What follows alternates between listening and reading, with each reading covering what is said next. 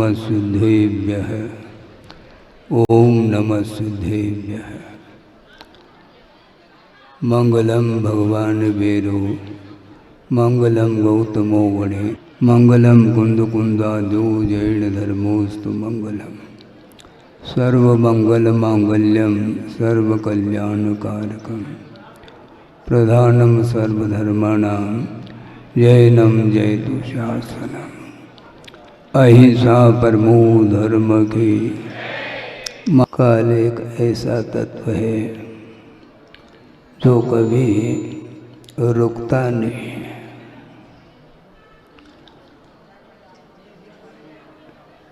गत वर्ष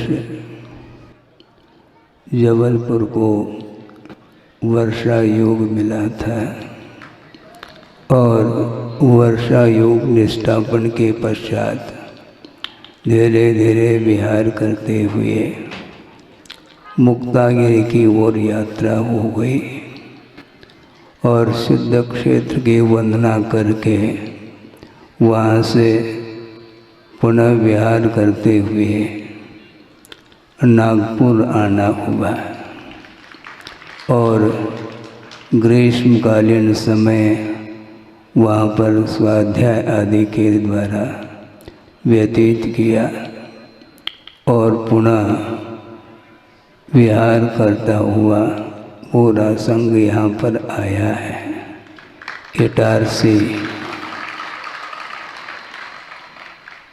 बैतूल जब आना हुआ उस समय सुनने में आया था कि बैतूल से डायरेक्ट भी कोई रास्ता था, कोई मार्ग था, लेकिन बीच में इटारसी वाले अपने भावों को लेकर के आए और यहाँ पर आर्यिका संघ था और उन्होंने भी अपने तरफ से भावना प्रेषित की थी।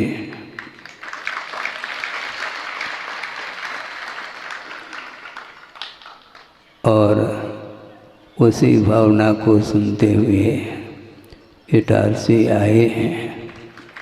और क्या बोलना, प्रारंभ यहाँ से किया था कि काल द्रव्य ऐसा एक द्रव्य है वह कभी रुकता नहीं है। चातुर्मास स्थापित हो जाता है, निष्ठापन भी होता है, लेकिन ये ध्यान रखे 4 मास जो व्यतीत होते हैं वे अपने जीवन में भी वो ऐसा नहीं समझना कि चातुर्मास निष्ठापन हो गया इसलिए अपना जो जीवन 4 महीने व्यतीत नहीं हुए हों। साथ साथ सब चलता रहता है, इसलिए जीवन मिला है साधना करने के लिए, धर्म ध्यान करने के लिए जीवन मिला है। और इस विषम पंचम कलिकाल में जो गुरुदेव ने साधना की है वह अनूठी साधना है और उस प्रकार की साधना न भूतो न भविष्यति वाली बात है। भीड़ एकत्रित होती है और भीड़ चली भी जाती है, किंतु गुरुदेव ने ये कहा था भीड़ में रहते हुए भी नीड़ को भूलना नहीं चाहिए। नीड़ का अर्थ क्या होता है, समझ में आता है। पक्षी नीड़ में चली जाती है, उसी प्रकार भीड़ दिखने में आता है, किंतु उस भीड़ के साथ चलते हुए भी अपने नीड़ को नहीं भूलने का अर्थ है अपने आत्म तत्व को कभी भी भूलना नहीं चाहिए। क्योंकि साधना करने के लिए पर्याय मिली है, जीवन मिला है और अतीत में पुरुषार्थ के माध्यम से अनंतों बार इस मनुष्य जीवन को प्राप्त कर लिया है। आगम के आधार से सोचते हैं तो बड़ा विस्मय का अनुभव होता है कि अनंत तीर्थंकर इसी धरती से निकल गए और उस समय भी अपन थे और अभी भी यहीं पर घूम रहे हैं। मैंने कई बार प्रवचन के प्रसंग में कहा था, अभी भी पुनः रिपीट कर रहा हूँ कि परिभ्रमण अलग वस्तु है और यात्रा अलग वस्तु है। यात्रा अलग है, एक बार यात्रा होती है फिर वह लौटना नहीं होता है। और आप लोग कई बार आ जाते हैं भोपाल से, पुनः भोपाल रिटर्न पहुंच जाते हैं, इसलिए आप लोगों की यह यात्रा नहीं मानी जाती, किंतु यह परिभ्रमण माना जाता है। और संसार में हमेशा परिभ्रमण करता हुआ आया है संसारी प्राणी, के समय रुकता नहीं है, पहले ही कह चुका हूँ। इसलिए गुरुदेव कई बार मन में भाव आता है, स्वाभाविक है। कई लोग कह भी देते हैं कि महाराज अब क्या करें। काफ़ी समय तक गुरुदेव का सानिध्य मिला, अब वो चले गए हैं हम लोगों के बीच से, अब क्या होगा। तो मैं मानना चाहता हूँ और आगम के दृष्टि से इस प्रकार विचार आना चाहिए कि शरीर की अपेक्षा से वियोग होता है और शरीर की अपेक्षा से संयोग होता है। एक क्षेत्रगत दूरी होती चली जाती है, किंतु मेरा पूरा विश्वास है प्रत्येक व्यक्ति जो गुरुदेव के भक्त माना जाता है, उस प्रत्येक व्यक्ति के भीतर उनके हृदय में गुरुदेव विराजमान हैं। तो ऐसी स्थिति में भावों की विवक्षा से देखते हैं, सोचते हैं, तो गुरुदेव अभी भी विद्यमान हैं हृदय में, क्योंकि प्रतिपल उनका नामस्मरण किया जाता है। उनकी आराधना प्रत्यक्ष में भी होती थी और परोक्ष में भी प्रति समय प्रतिपल उनकी आराधना, उनकी उपासना हम कर रहे हैं। इसलिए शेष जीवन हमारा उनकी उपासना करते हुए व्यतीत हो जाए तो निश्चित रूप से यह परिभ्रमण समाप्त हो सकता है और यात्रा पूरी हो सकती है। यात्रा पूर्ण कब होगी? जब मोक्ष प्राप्त हो जाता है, मंजिल मिल जाती है, उस समय यात्रा पूर्ण होती है। तब तक हमें साधना करने की आवश्यकता है। किसी सज्जन ने गुरुदेव के सामने ये भाव रखा कि महाराज आप साधना की बात करते हैं हर पल, किंतु साधना की भी कोई सीमा होती है क्या? तो उन्होंने बहुत अच्छा उत्तर दिया है, यदि कोई साधना की सीमा है तो जब तक साध्य की उपलब्धि न हो तब तक साधना करते रहो, यही साधना की सीमा मानी जाती है। इसलिए हम और आपके लिए यह जीवन मिला है, यह स्वर्णिम अवसर है। देव गुरु शास्त्र की आराधना करते हुए प्रतिपल हमारा समय गुजरता चला जाए तो निश्चित रूप से संसार का अंत किया जा सकता है। संसार का अंत करने वाला व्यक्ति हमेशा देव शास्त्र और गुरु का आलम्बन लेकर के चलता है और अपनी क्षमता के अनुरूप, अपने सामर्थ्य के अनुरूप वह साधना करता है। आप लोग श्रावक हैं, मैं मानता हूँ। किसी सज्जन ने कहा कि महाराज आप प्रतिदिन मंच पर आत्मा की चर्चा करते हैं, तत्व चर्चा करते हैं, श्रवण की बात करते हैं, हमारी भी कोई बात आपको समझ में नहीं आती है क्या? हमारी भी तो कुछ चर्चा किया करो। भैया आपकी चर्चा क्यों नहीं करूं? आप ये ना समझें आप धरती पर बैठे हैं। आप धरती पर बैठे तो हैं, किंतु लक्ष्य आपका वही है जो श्रवण का है। समझ में आ रहा है आप लोगों को? आप लोगों का भी वही एम अर्थात लक्ष्य है कि प्रत्येक संसारी प्राणी मोक्ष प्राप्त करना चाहता है। इस लक्ष्य को लेकर के अपनी क्षमता के अनुरूप वह प्रभु की आराधना और अर्चना करता है। उसी प्रकार हम भी श्रमण लोग भी भगवान की, प्रभु की और गुरु की आराधना करते हैं। आराधना करने के लिए क्षण बहुत अल्प मिलते हैं, क्योंकि वह दुर्लभ वस्तु है। सागरोपम आयु नहीं है। मनुष्य जीवन में कितना समय मिलता है? अधिकतम 60, 70, 80, बस हो गया, यही जीवन है। अंत हो जाता है, क्योंकि सागरोपम आयु तक संसारी प्राणी ऊपर विलासता के साथ समय गुजारता है। उसके उपरांत उसके परिणाम किस रूप में रहते हैं वही उसका मालिक होता है। इसलिए अपने परिणामों को पवित्र बनाने के लिए जो सांसारिक विषय सामग्री है उसके प्रति जो आसक्ति है, जो अटैचमेंट है, उसको परसेंटेज के रूप में कम करते रहेंगे तो निश्चित रूप से मोह का जो प्रभाव है, जो अनादिकालीन आत्मा के ऊपर पड़ा हुआ है, उसका प्रभाव धीरे धीरे कम होता चला जाएगा। और जब उसकी क्षमता समाप्त होगी तो निश्चित रूप से आत्मा की जीत होगी। किंतु अभी तक मोह जीत रहा है आत्मा को और आत्मा पराजित होती चली जा रही है। ऐसी घड़ी भी आएगी, निरंतर पुरुषार्थ करने से आत्मा विजित होगी और अनंत काल के लिए वह मोह पराजित होगा।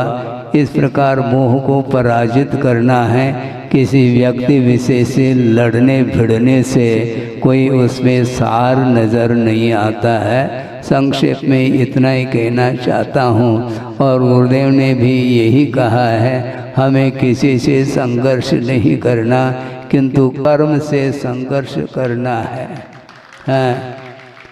ये सारे अनंत शक्ति के धारा जो शुद्ध परमेष्टि हुए हैं वह किसी व्यक्ति विशेष से उन्होंने कोई संघर्ष नहीं अपनाया, किंतु अपने पाप में जो परिणाम हैं वे ही हमारे लिए शत्रु हैं और वीतराग जो धर्म है वो ही हमारे लिए बंधु हैं। इस प्रकार संक्षेप में आगम में वर्णन मिलता है। इसलिए आगम के आधार से हम अपने आत्मा के विकास के बारे में कुछ सोचते हैं तो निश्चित रूप से वह आत्म तत्व शरीर से पृथक हो सकता है और स्वतंत्रता का अनुभव करते हुए अनंत काल के लिए वह शरीरातीत सुख का अनुभव कर सकता है। इसी प्रकार प्रत्येक व्यक्ति के जीवन में वह इंद्रियातीत सुख का अनुभव हो, इस पवित्र भावना के साथ अहिंसा परमो धर्म की जय। बोधि समाधि परिणाम शुद्धि स्वात्मोपलब्धि शिव शोक सिद्धि चिंतामणिम चिंतित वस्तुदाने त्वां वंदमानस्य ममास्तु देवी। परम पूजाचार्य गुरुवर श्री विद्यासागर जी महाराज की।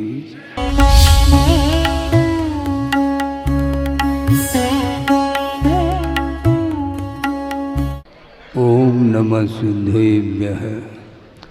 ओम नमः सिद्धेभ्यः।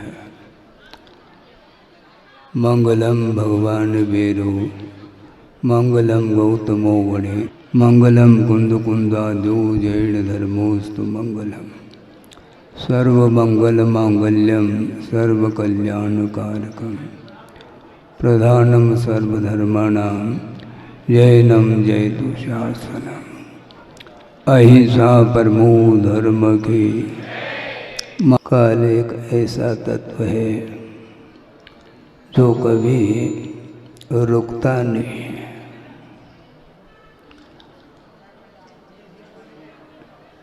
गत वर्ष जबलपुर को वर्षा योग मिला था और वर्षा योग निष्ठापन के पश्चात धीरे धीरे विहार करते हुए मुक्तागिरी की ओर यात्रा हो गई और सिद्ध क्षेत्र की वंदना करके वहाँ से पुनः विहार करते हुए नागपुर आना हुआ और ग्रीष्मकालीन समय वहाँ पर स्वाध्याय आदि के द्वारा व्यतीत किया और पुनः विहार करता हुआ पूरा संघ यहाँ पर आया है इटारसी। बैतूल जब आना हुआ उस समय सुनने में आया था कि बैतूल से डायरेक्ट भी कोई रास्ता था, कोई मार्ग था, लेकिन बीच में इटारसी वाले अपने भावों को लेकर के आए और यहाँ पर आर्यिका संघ था और उन्होंने भी अपने तरफ से भावना प्रेषित की थी।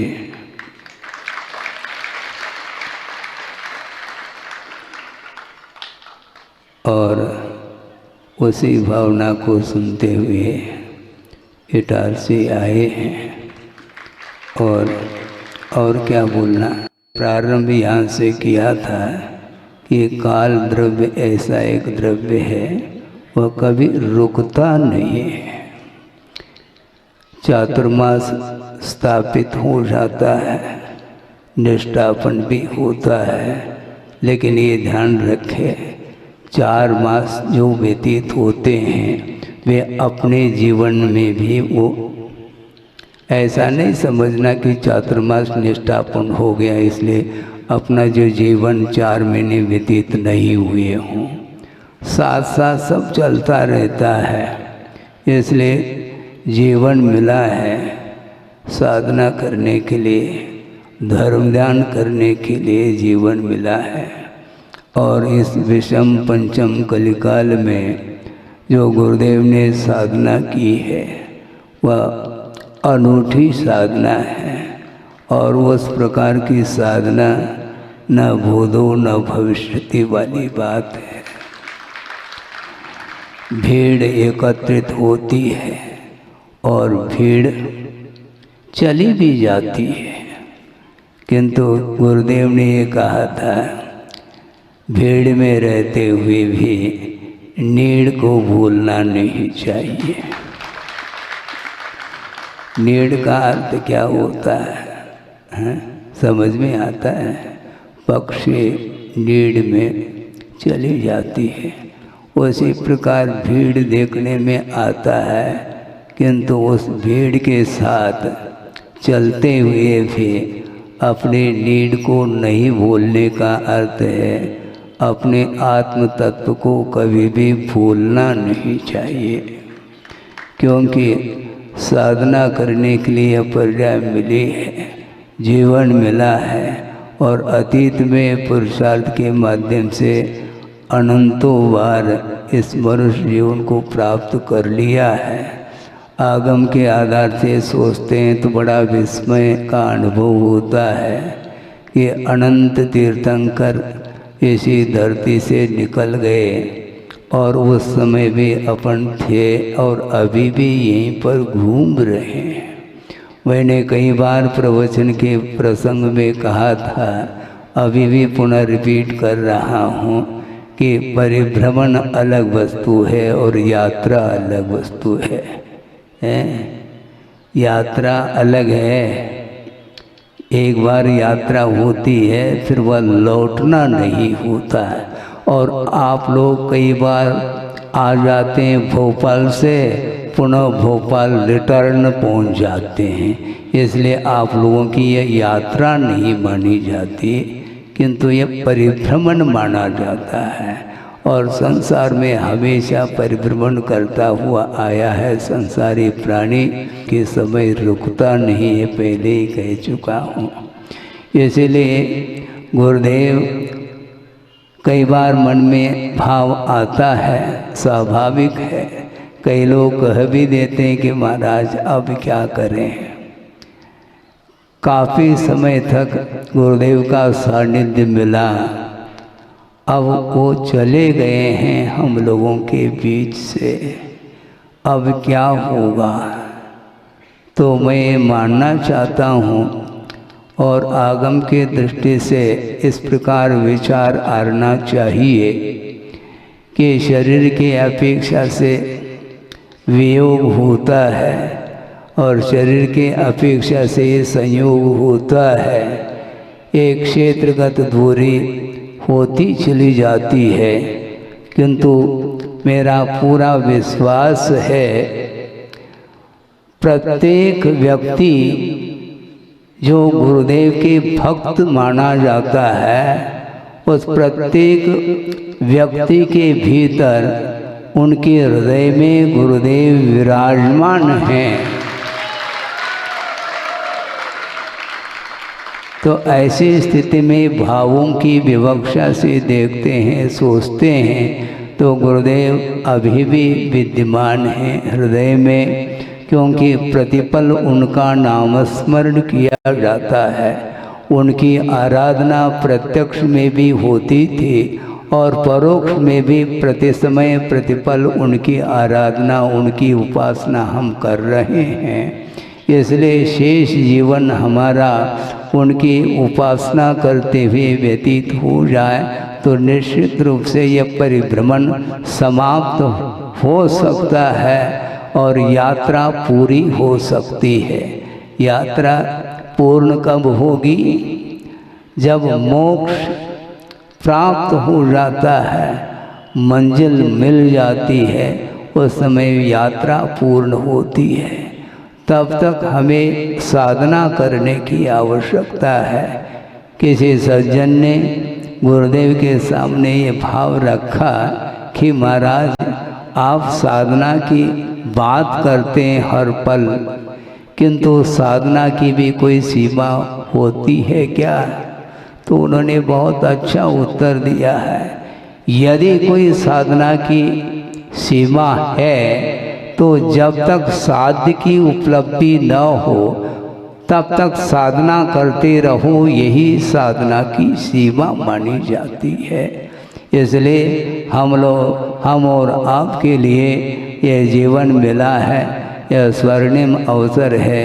देव गुरु शास्त्र की आराधना करते हुए प्रतिपल हमारा समय गुजरता चला जाए तो निश्चित रूप से संसार का अंत किया जा सकता है। संसार का अंत करने वाला व्यक्ति हमेशा देव शास्त्र और गुरु का आलम्बन लेकर के चलता है और अपनी क्षमता के अनुरूप, अपने सामर्थ्य के अनुरूप वह साधना करता है। आप लोग श्रावक हैं, मैं मानता हूँ। किसी सज्जन ने कहा कि महाराज आप प्रतिदिन मंच पर आत्मा की चर्चा करते हैं, तत्व चर्चा करते हैं, श्रवण की बात करते हैं, हमारी भी कोई बात आपको समझ में नहीं आती है क्या? हमारी भी तो कुछ चर्चा किया करो। भैया आपकी चर्चा क्यों नहीं करूं? आप ये ना समझें आप धरती पर बैठे हैं। आप धरती पर बैठे तो हैं, किंतु लक्ष्य आपका वही है जो श्रवण का है।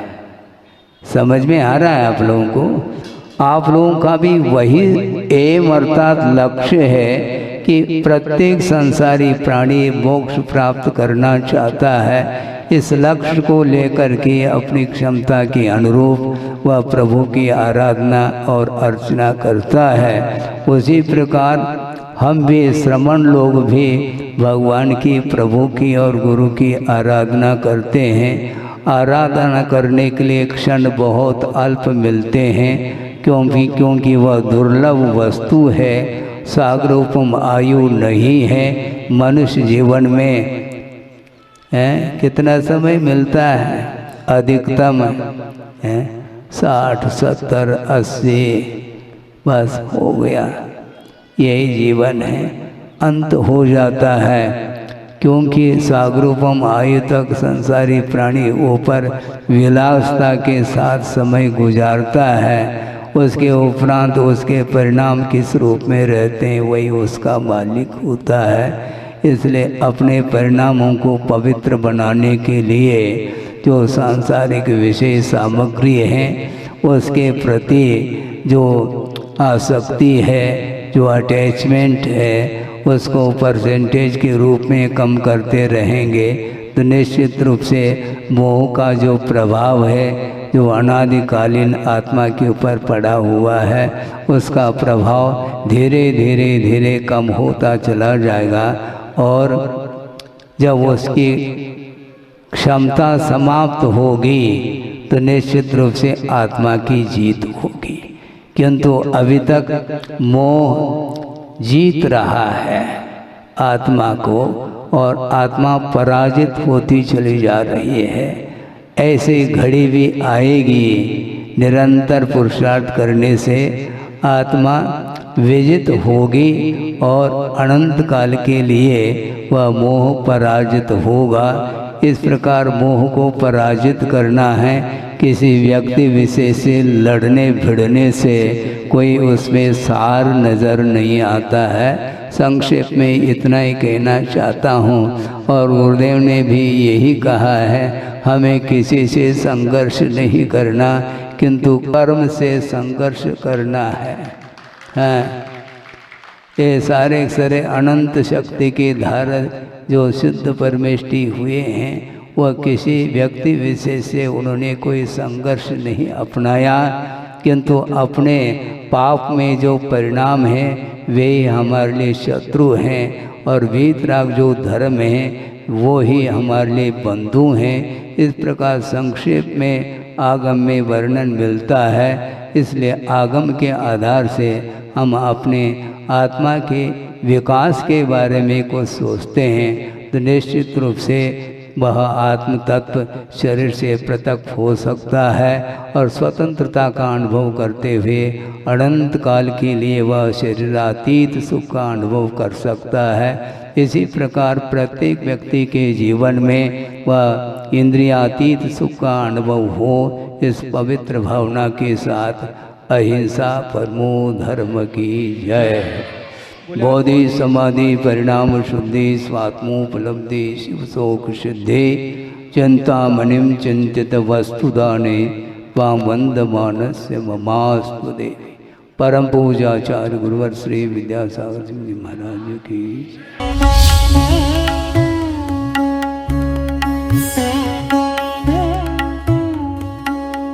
परम पूज्य संत शिरोमणि आचार्य श्री विद्यासागर जी महाराज भारतीय श्रमण संस्कृति के एक ऐसे महान साधक थे जिनके ज्ञान, ध्यान और तप की चर्चा युगों युगों तक सारे विश्व में होती रहेगी। किसी ने उन्हें चलता फिरता तीर्थ कहा तो किसी ने तीर्थंकर, पर सच में तो वे चारित्र, ज्ञान, तप और वात्सल्यता में ऐसे श्रेष्ठ संत थे जिन्होंने भारतीय संस्कृति के संरक्षण और संवर्धन के साथ साथ सदैव सामाजिक समरसता का पक्ष लिया और अपने प्रभाव और प्रताप से जैन ही नहीं बल्कि विभिन्न धर्मों को मानने वाले लाखों करोड़ों लोगों के दिलों में अपना स्थान बना लिया। किंतु आज जब आचार्य भगवान देह रूप में हमारे साथ नहीं हैं, लेकिन उनके जैसे ही कठोर तपश्चर्या एवं प्रबल अनुशासन से पल्लवित संस्कारों की झलक देखने को मिलती है, उनके प्रथम आज्ञानुवर्ती शिष्य परम पूज्य नवाचार्य श्री 108 समय सागर जी महाराज में, जो उनके बताए मार्ग पर चलते हुए आज विश्व में धर्म की महती प्रभावना कर रहे हैं। आइए देखते हैं संत शिरोमणि आचार्य श्री 108 विद्यासागर जी महाराज के जन्म के 12 वर्ष बाद उन्हीं पुण्यवान माता के गर्भ से शरद पूर्णिमा के ही पावन पर्व पर जन्मे परम पूज्य नवाचार्य श्री 108 समय सागर जी महाराज की संयम पूर्ण जीवन यात्रा। आचार विचार हो या व्यवहार, तपश्चरण हो या संस्कार या फिर हो व्यक्तित्व की बात, परम पूज्य नवाचार्य श्री 108 समय सागर जी महाराज प्रत्येक दृष्टि से साक्षात आचार्य भगवान की प्रतिलिपि कहे जा सकते हैं। और हो भी क्यों ना, आखिर जन्म देने वाले माता पिता तो एक ही हैं, और फिर इसे एक विचित्र संयोग कहें या फिर मलप्पा जी और श्रीमती जी के पूर्व भवों का पुण्योदय जो उन्हें 27 अक्टूबर सन 1958 को शरद पूर्णिमा के ही पावन पर्व पर पुनः एक बालक के माता पिता बनने का सौभाग्य प्राप्त हुआ। 6 भाई बहनों में सबसे छोटे किंतु शांत प्रवृत्ति के इस बालक का नाम शांतिनाथ रखा गया। शांतिनाथ जैन बाल्यावस्था से ही पढ़ने लिखने में तो कुशाग्र थे ही, लेकिन जैसे जैसे समय बीतता गया वैसे वैसे उनकी रुचि धर्म और आध्यात्म में बढ़ने लगी और इसी अभिरुचि के कारण ही मात्र 17 साल की उम्र में ही शांतिनाथ जा पहुँचे राजस्थान स्थित श्री महावीर जी में विराजमान आचार्य श्री विद्यासागर जी की शरण में, जहां 2 मई 1975 को आचार्य श्री ने शांतिनाथ जी की प्रार्थना स्वीकार कर उन्हें ब्रह्मचर्य व्रत दे दिया। ब्रह्मचर्य व्रत धारण करते ही ब्रह्मचारी शांतिनाथ जी दिन रात गुरु सेवा और धर्म ध्यान में तल्लीन हो गए। संयम व्रत को धारण कर तप और साधना के निर्मल पथ पर चल रहे ब्रह्मचारी शांतिनाथ ने केवल 5 वर्ष की अल्प अवधि में ही वैराग्य पद के विभिन्न सोपानों को पार कर अपनी योग्यता से आचार्य भगवान को प्रभावित कर लिया, जिसका पारितोषिक मिला उन्हें मुनि दीक्षा के रूप में।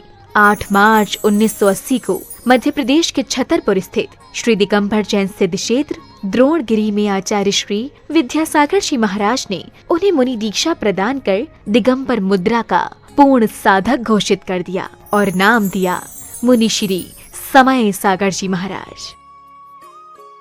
मुनि दीक्षा के उपरांत मुनि श्री समय सागर जी महाराज ने कुछ वर्षों तक आचार्य श्री के संग में रहकर अध्ययन और अध्यापन किया। तत्पश्चात गुरु आज्ञा से पृथक संघ के नायक बनकर देश भर में विहार करते हुए धर्म प्रभावना करने लगे। अपने सानिध्य में कई पंचकल्याणक एवं विधान आदि धार्मिक अनुष्ठान संपन्न कराने के साथ ही उन्होंने अपनी लेखनी से कन्नड़, हिंदी, संस्कृत और मराठी भाषाओं में कई शास्त्रों की रचनाएं भी की। सन 2018 में ललितपुर में हुए पंचकल्याणक के दौरान आचार्य कुंद के नियम सार में वर्णित निर्यापक श्रवण की व्यवस्था का उल्लेख करते हुए आचार्य विद्यासागर जी महाराज ने मुनि श्री समय सागर जी महाराज को निर्यापक पद की उपाधि प्रदान कर संघ में नव दीक्षित मुनिराजों के निर्वाह का उत्तरदायित्व सौंप दिया। आचार्य कुंद देव ने यह बात बहुत स्पष्ट लिखी है, वह बात आप लोगों को समझ में आना चाहिए। जो दीक्षित करते हैं वे आचार्य कहलाते हैं और इसके उपरांत जो नव में नए दीक्षित होते हैं उनके निर्वाह करने के लिए निर्यापक, हाँ आचार्य तो नहीं लिखा लेकिन निर्यापक श्रमण का वह रूप दिया है उन्होंने। ये निर्यापक का अर्थ यह है जैसे आचार्य महाराज कहते हैं उसके अनुसार जिनको ये दिया जाता है। ये लोग बहुत विलम्ब कर रहे थे, हमें भी ज़्यादा आग्रह करना अच्छा नहीं समझ में आया कि समय पर सब हो जाएगा। वह ललितपुर में योग था और आज आप लोगों के सामने हुआ है कि ये जितने भी नए श्रमण बने हैं ये इनके लिए प्रशिक्षण देने का श्रेय जाता है समय सागर निर्यापक को। कौन चाहता है जिम्मेदारी लेना, लेकिन वे लेना तो पड़ेगा। तो समय सागर जी को बहुत आग्रह करना पड़ा। 40 साल होने के उपरांत हाउ कहा है।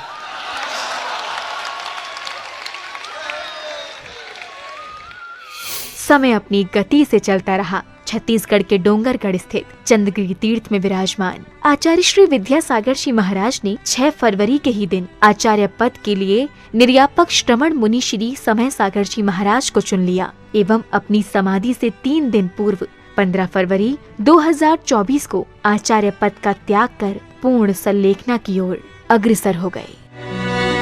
आचार्य भगवान की आज्ञा अनुसार निर्यापक श्रमण मुनि श्री समय सागर जी महाराज ने 16 अप्रैल 2024 को दमोह के कुंडलपुर में समस्त आचार्य संघ एवं देश भर के जैन समाज की उपस्थिति में पूज्य गुरुदेव के उत्तरदायित्वों के निर्वहन के लिए आचार्य पद स्वीकार कर लिया। पूज्य नवाचार्य समय सागर जी महाराज की। अंततः ये कहा जा सकता है कि आज का दिन केवल एक पर्व ही नहीं बल्कि स्वर्णिम अक्षरों से लिखित एक ऐसा अध्याय है जो विश्व के धार्मिक इतिहास में सदा ही अमर रहेगा। ये मात्र एक संयोग नहीं बल्कि पूरे समाज का पुण्य है जब एक ही दिन जन्मे गृहस्थ जीवन के दो भाइयों ने गुरु शिष्य के रूप में परिवर्तित होकर धर्म उत्थान को अपना कर्तव्य माना और इसे परम पूज्य संत शिरोमणि आचार्य श्री 108 विद्यासागर जी की कठोर तपश्चर्या एवं संस्कारों का ही परिणाम कहेंगे, जो आज नवाचार्य श्री समय सागर जी महाराज भी उनकी अक्षुण्ण परंपरा का निर्वहन करते हुए धर्म की प्रभावना कर रहे हैं। आज पूरे विश्व का जैन समाज ये आशा कर रहा है कि परम पूज्य नवाचार्य श्री समय सागर जी महाराज भी संत शिरोमणि आचार्य श्री विद्यासागर जी महाराज के बताए मार्ग पर चलकर उन्हीं की भांति धर्म उत्थान का कार्य करते हुए समाज को एक नई दिशा प्रदान करेंगे। एक बार पुनः धर्म के महान उन्नायक परम पूज्य नवाचार्य श्री समय सागर जी महाराज के चरणों में हमारा त्रैबार नमोस्तु, नमोस्तु भगवन, नमोस्तु भगवन।